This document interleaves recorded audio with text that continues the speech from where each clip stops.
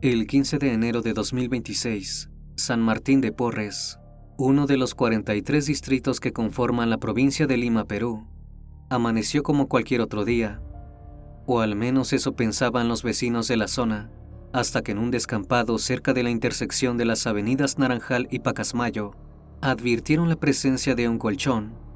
Si bien no era extraño ver basura tirada en aquel lugar, la intuición los hizo acercarse y encontraron algo terrible.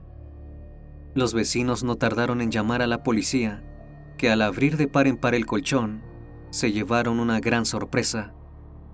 La única pista que los agentes tenían era un video de vigilancia, donde se veía a dos hombres llegando al descampado en un mototaxi y descartando el colchón como si de mera basura se tratara.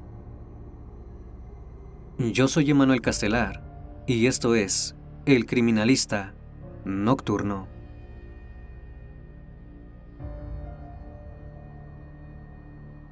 Buenas noches, bienvenidos al Criminalista Nocturno.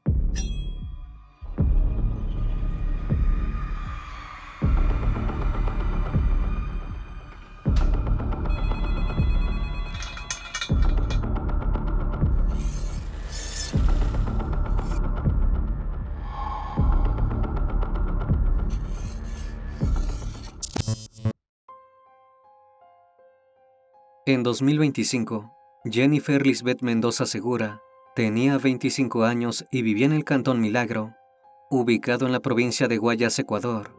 Había crecido en una familia de bajos recursos y su situación económica no había mejorado. Era madre de 4 niños de 2, 6, 8 y 10 años y estaba en una relación con un hombre llamado Ariel, cuyo apellido no fue revelado. Se desconoce si Ariel era el padre de los hijos de Jennifer, pero sí se sabe que cuidaba de los niños y que junto a su pareja intentaba sacar la familia adelante.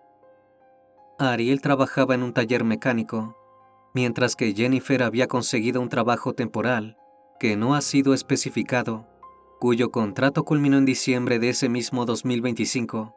A partir de entonces Jennifer buscó un nuevo empleo, pero no tuvo éxito y entró en crisis. No solo necesitaba dinero para cuidar de sus hijos, sino que también debía ayudar a su madre, quien padecía problemas de salud que le impedían trabajar a tiempo completo. En enero de 2026, Jennifer le contó a su pareja que finalmente había encontrado una oportunidad laboral. El problema era que debía mudarse, al menos temporalmente, a la ciudad de Lima en Perú. Jennifer aceptó la oferta, con el plan de quedarse 1 o 2 meses, no más, porque sabía que extrañaría a sus hijos, según declaró Ariel posteriormente. La mujer no le contó a su pareja en ningún momento en qué consistía el trabajo, y tampoco está confirmado que ella supiera exactamente qué tareas debía realizar. Antes de partir, le pidió a su hermana que cuidara de sus 4 hijos y le prometió enviarle dinero para que no les faltara nada. El 11 de enero, viajó por vía terrestre hasta Tumbes y allí tomó un avión hacia la ciudad capital de Lima, sin pasaje de regreso. Al llegar al país vecino, Jennifer llamó a su pareja y éste le pidió que se cuidara. Algunos medios indican que a partir de ese día, el contacto entre ambos se interrumpió para siempre. Sin embargo, otras fuentes detallan que, según Ariel, Jennifer sí se comunicó con él los días siguientes a su llegada a Lima, pero no solía hablar de su nuevo trabajo. Todos esos mensajes y audios se centraban en sus hijos. Preguntaba cómo estaban, si habían comido o si se habían bañado. También había manifestado el deseo de adquirir un terreno y comprarse una casa con el dinero que ganaría por aquel misterioso empleo. Sin embargo, el martes 13 de enero, a tan solo 2 días de su llegada a Perú, Jennifer le manifestó a Ariel que deseaba regresar pronto a su Ecuador natal porque extrañaba demasiado a sus hijos. A partir de entonces, la mujer dejó de comunicarse con su pareja y el resto de sus familiares. Finalmente, Ariel decidió interponer una denuncia por desaparición, pero no pasó mucho tiempo para que llegara la triste respuesta de las autoridades. El 15 de enero, los vecinos de San Martín de Porres un distrito ubicado en Lima, advirtieron la presencia de un colchón abandonado en un descampado. Podía tratarse de basura, pero también era cierto que estaba envuelto con sábanas y atado con lazos, lo cual era bastante particular. Al acercarse un poco más, los vecinos notaron que entre los pliegues del colchón sobresalía una mano humana. No tardaron en dar aviso a la policía, cuyos oficiales intervinieron en la zona y acordonaron el área. Una vez solos, abrieron el colchón y vieron que dentro yacía el cuerpo de una mujer de entre 20 y 30 años.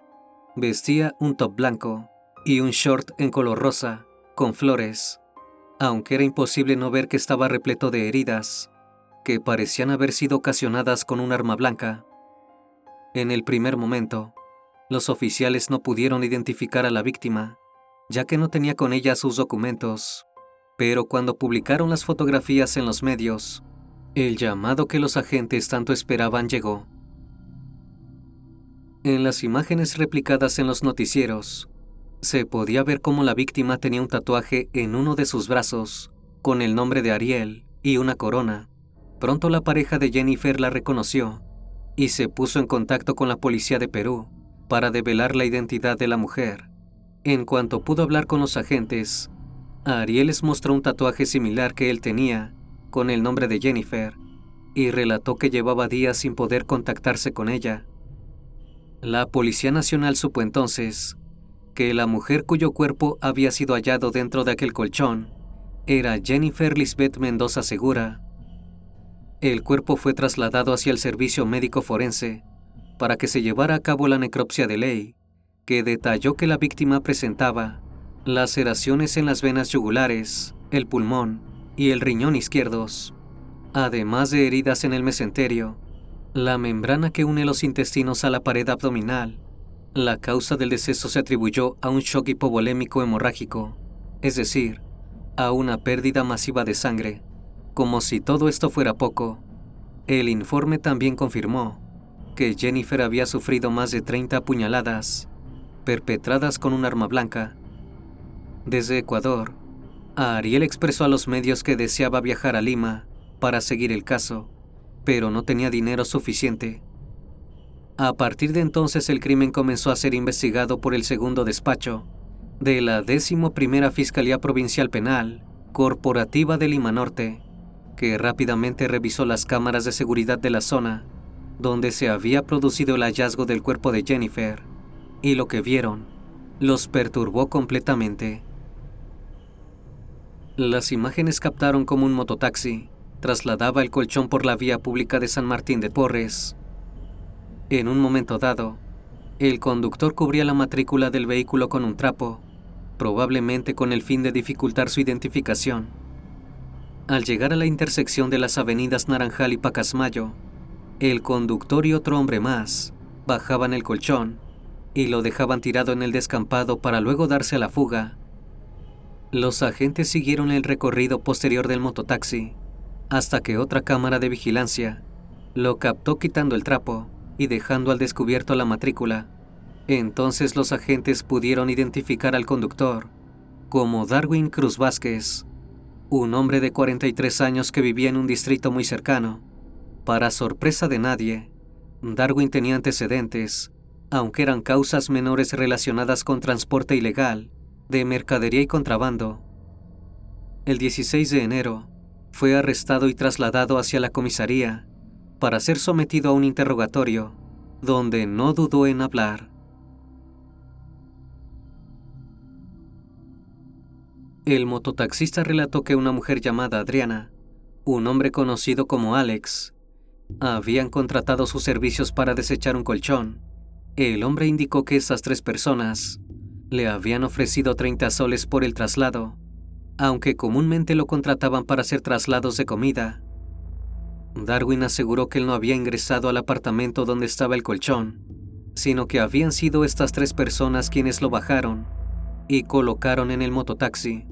Si bien admitió que pesaba más de lo normal, Darwin negó conocer que en el interior del colchón se encontraba el cuerpo de Jennifer.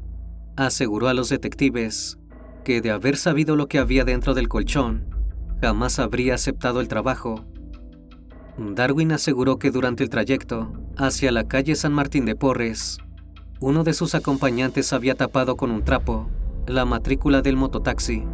Si bien le pareció sospechoso, decidió no preguntar nada al respecto y se tranquilizó pensando que querían evitar una multa de tránsito o tener problemas con la policía por tirar basura en la calle.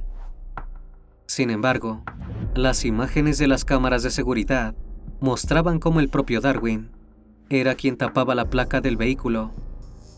Por último, el sujeto declaró que las 3 personas que lo contrataron lo habían timado, ya que solo le enviaron 10 soles mediante una aplicación de pago, en vez de los 30 que le habían prometido. Supuestamente intentó que le dieran el monto acordado, pero no lo logró y simplemente se marchó. Tras la declaración de Darwin, la policía estableció que no era el autor material del crimen, pero el Poder Judicial lo imputó por el delito de feminicidio en calidad de partícipe. Debido a su intervención en el traslado y abandono del cuerpo, se le dictaron 9 meses de prisión preventiva. Sin embargo, el caso estaba lejos de terminarse, ya que la policía aún debía encontrar a los verdaderos asesinos de Jennifer. Los agentes pudieron identificar a Alex como William Alexander Figueroa Remache, alias Tierrita, de 24 años, y activaron alertas en zonas fronterizas por si intentaba huir del país. Sin embargo, la policía incautó el celular de Darwin y al revisarlo, encontraron mensajes donde Alex afirmaba ya estar lejos. En uno de los textos, le decía a su cómplice que se escondiera de la policía, ya que el hallazgo del cuerpo había salido en los noticieros. Además, Alex revelaba que tanto él como Adriana, y alias Dark, estaban huyendo a Chile, aunque posteriormente la policía supo que aquel mensaje había sido una mentira para despistarlos de su verdadero escondite. Al mismo tiempo, Darwin proporcionó a la policía la dirección del lugar donde había recogido el colchón, pero una vez allí, descubrieron que el apartamento estaba vacío. Lo único que quedaba era una caja de preservativos. Los agentes entrevistaron a algunos de los vecinos, quienes revelaron que en aquel apartamento vivían 2 parejas de nacionalidad ecuatoriana. También dijeron que la madrugada del 15 de enero, antes del traslado del colchón, se había llevado a cabo una fiesta de cumpleaños con música a todo volumen y serenatas con mariachis hasta las 8 de la mañana. Sin embargo, lo más alarmante de las declaraciones de los vecinos fue que afirmaron que solían ver entrando y saliendo del lugar a un grupo de aproximadamente 15 mujeres. Los agentes no tardaron en teorizar que Jennifer había sido víctima de una red de trata de personas y que había estado retenida en aquel apartamento en contra de su voluntad. Para ese entonces el caso de Jennifer Mendoza ya había llegado a todos los medios de Perú y Ecuador. Sin embargo, no fue la colaboración de los ciudadanos lo que ayudó a dar con el paradero de Alex, sino una simple coincidencia. La noche del 22 de enero de 2026, el personal de la Policía de Ecuador ejecutó un operativo en el sector de Siete Lagos en Guayaquil. Estaban buscando a los culpables de un altercado con las autoridades, que había terminado con un oficial asesinado. Intervinieron una guarida, es decir, un escondite, refugio o base de operaciones clandestina, utilizado para ocultarse, planificar delitos, esconder armas, drogas o artículos robados. Allí los agentes ecuatorianos encontraron al autor del crimen y a otro hombre más que tenía un gran parecido con Alex, a quien la policía peruana seguía buscando. Los oficiales no dudaron en comparar el registro de huellas y perfiles de este hombre con los informes enviados por las autoridades de Perú, y pronto supieron que estaban ante el principal sospechoso del crimen de Jennifer Lisbeth Mendoza Segura. Como si esto fuera poco, en ese mismo operativo, las autoridades también identificaron a otras mujeres que estaban siendo retenidas por la misma estructura criminal, vinculada con el homicidio de Jennifer. Esto llevó a los agentes a pensar que esta red de trata de personas operaba tanto en Ecuador como en el Perú. Sin embargo, no se divulgaron públicamente los nombres, identidades ni el estado jurídico de estas otras mujeres. Tampoco se informó si habían sido liberadas, si estaban bajo protección, si habían brindado declaraciones, o si se habían levantado cargos por trata de personas en su contra, o como víctimas.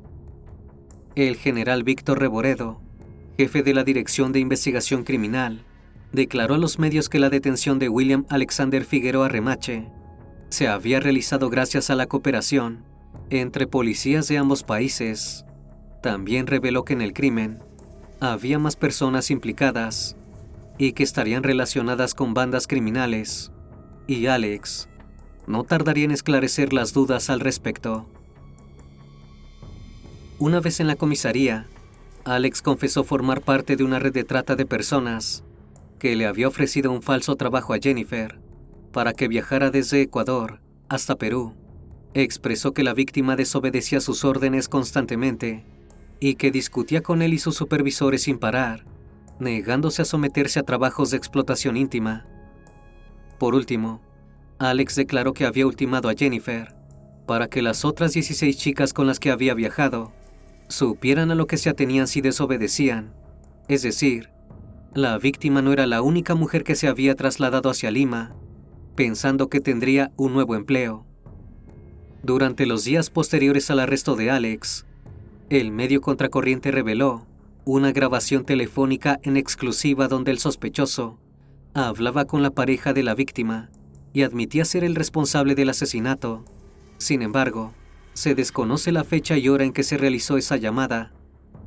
Desde el principio del audio, Alex intentaba justificar su accionar, alegando una supuesta traición de parte de Jennifer y el temor a una emboscada.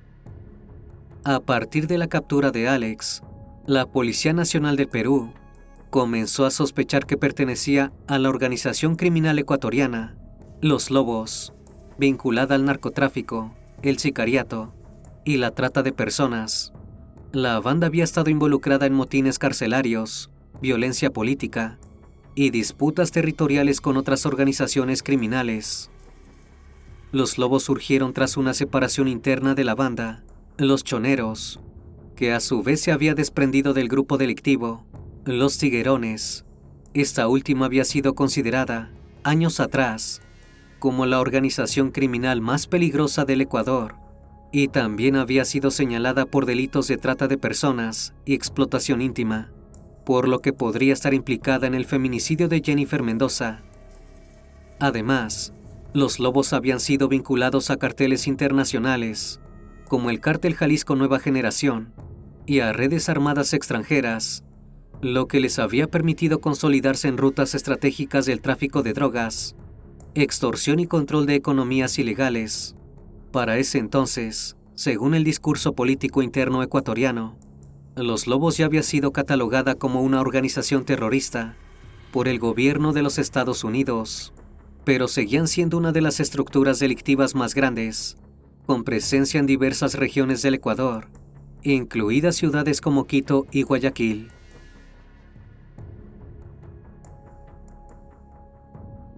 La investigación policial finalmente reveló que tanto los Lobos como los Choneros y los Tiguerones capturaban a mujeres de bajos recursos con falsas promesas de trabajo para explotarlas íntimamente en zonas críticas, como el Jirón Cepita en el Cercado de Lima. Por último, la Policía Nacional del Perú informó que estas organizaciones criminales extranjeras mantendrían conflictos violentos con otras bandas, como el Tren de Aragua, por el control de economías ilegales, entre ellas la trata de personas en distritos como San Martín de Porres, donde fue hallado el cuerpo de Jennifer. Pero antes de comenzar un gran operativo en contra de los Lobos, los agentes debían primero encontrar a los otros responsables del deceso de Jennifer. El 26 de enero, la policía identificó a otro de los implicados en el feminicidio de Jennifer, alias Dark, que supuestamente también usaba el alias del Gato. Su nombre real era Darwin Morán Barreto, tenía 28 años y era primo de William Alexander Figueroa Remache. Morán Barreto fue señalado como una pieza clave en la red dedicada a captar y trasladar a mujeres bajo falsas promesas. Según la reconstrucción policial, había llevado a la víctima a Perú, pagando el pasaje internacional desde Ecuador y gestionando todos los aspectos logísticos relacionados con su llegada y hospedaje. También había alquilado el inmueble en San Martín de Porres, donde se desarrollaron los hechos y coordinaron las acciones previas al asesinato. Ese mismo 26 de enero, la División de Homicidios activó la búsqueda de Morán Barreto. William Alexander, por su parte, asistió a una audiencia judicial en Guayaquil como parte del procedimiento para evaluar la solicitud de extradición al Perú, donde sería imputado por el feminicidio de Jennifer. Además, durante finales de enero y principios de febrero, trascendió en los medios que peritos de criminalística habían llevado a cabo diligencias en el segundo piso del apartamento, ubicado cerca del paradero Santa Rosa en Los Olivos, donde se presume ocurrió el asesinato de Jennifer. Estas pesquisas arrojaron que aunque Alex y Morán Barreto habían intentado limpiar el lugar de los hechos, el reactivo químico luminol reveló rastros de sangre en alfombras, además de encontrar baldes y trapeadores. En los 2 pisos del inmueble donde se hospedaba Jennifer, la policía también halló una gran cantidad de preservativos, lo que indicaría la presencia de más mujeres explotadas íntimamente. Finalmente la policía pudo reconstruir qué había ocurrido realmente con Jennifer Lisbeth Mendoza Segura.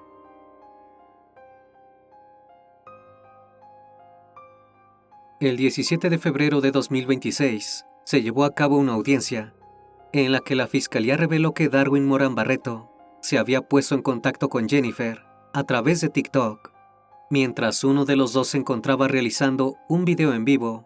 Según la fiscalía, Morán Barreto conocía a la víctima desde que iban a la escuela, ya que ambos vivían en aquella época en la ciudad de Milagros, en Ecuador.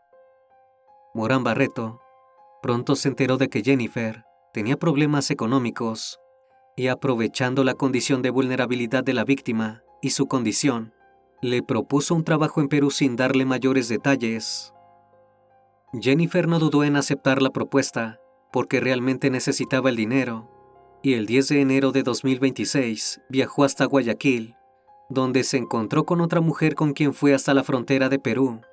Allí se unieron a Morán Barreto, con quien viajaron a Lima al día siguiente.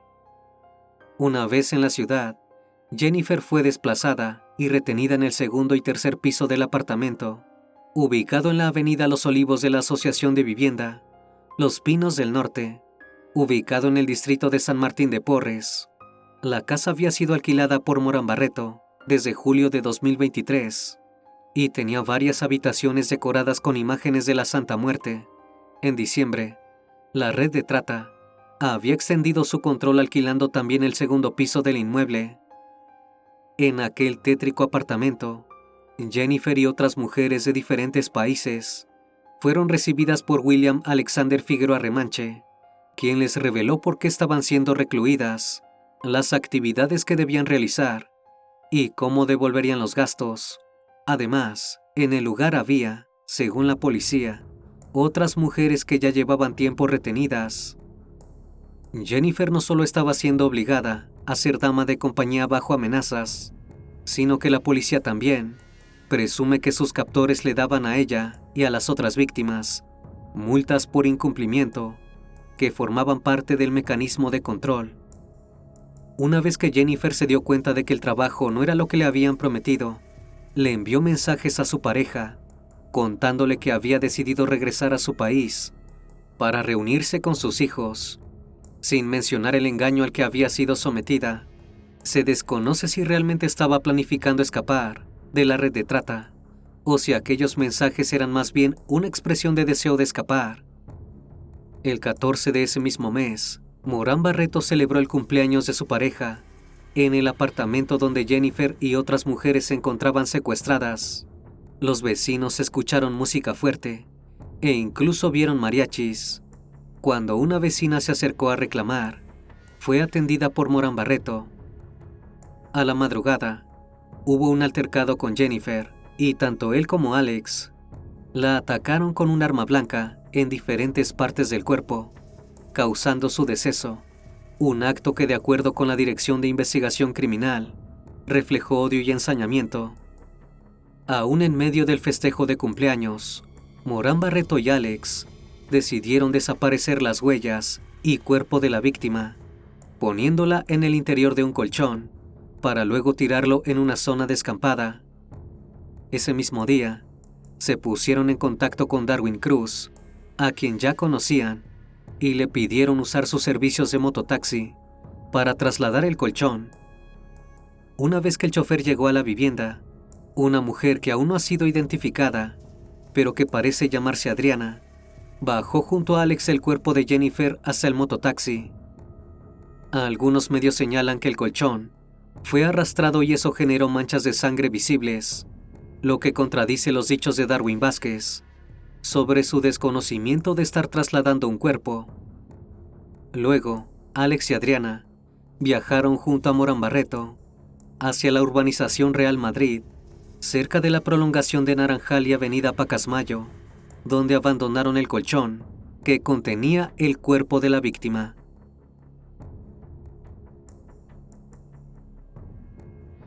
En esa misma audiencia, el representante del Ministerio Público sustentó los graves elementos de convicción en el caso, y tanto William Alexander como Darwin Lenin Morán Barreto fueron acusados por el delito de feminicidio en agravio de Jennifer Lisbeth Mendoza Segura.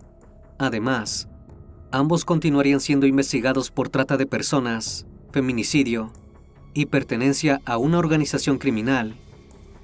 El tercer despacho de la Séptima Fiscalía Provincia Corporativa Especializada en Violencia contra las Mujeres y los integrantes del Grupo Familiar de Lima logró que se dictase la medida coercitiva contra ambos. Sin embargo, a la fecha de realización de este video, no se ha divulgado públicamente si la extradición de William Alexander fue finalmente aprobada o ejecutada, ni se han informado detalles precisos sobre la decisión de ese tribunal o una fecha concreta de traslado.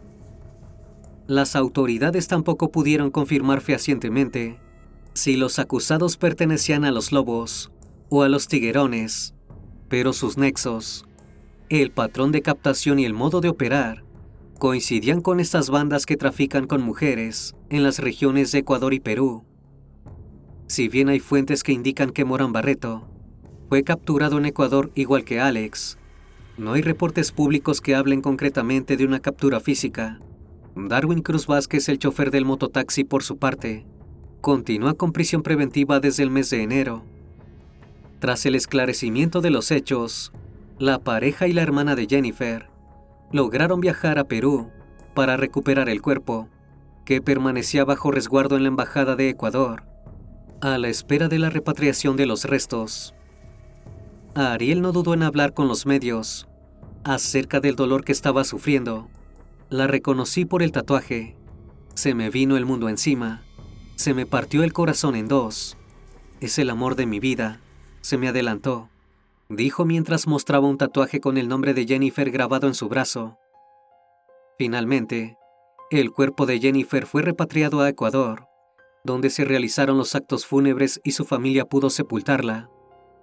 A la fecha de realización de este video, la policía mantiene el caso de Jennifer Lisbeth Mendoza Segura bajo la figura de un feminicidio, pero también se continúa investigando a la red de trata de personas del operativo y a las agrupaciones delictivas relacionadas con el mismo. Además, la mujer que también formó parte del operativo, Adriana, continúa prófuga de la justicia y no ha sido identificada. El caso expuso los riesgos que enfrentan las mujeres migrantes de bajos recursos, que dejan atrás sus países o ciudades natales, esperanzadas sin saber que serán sometidas a tan brutales actos. Jennifer no estaba viva para contar su historia, pero quizás se haga justicia y muchas otras mujeres sean liberadas del calvario que están viviendo.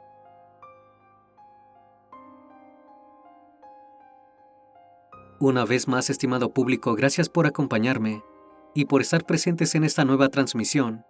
Les recuerdo que ahora pueden encontrar los episodios en Spotify, Apple Podcast, Amazon Music y, por supuesto, en YouTube Music. Me despido de ustedes con un fuerte abrazo y si tú aún no formas parte de esta comunidad, te hago la cordial invitación a que lo hagas y nos acompañes en este camino. Esto es, El Criminalista Nocturno. Hasta la próxima emisión.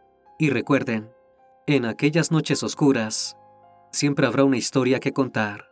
Buenas noches.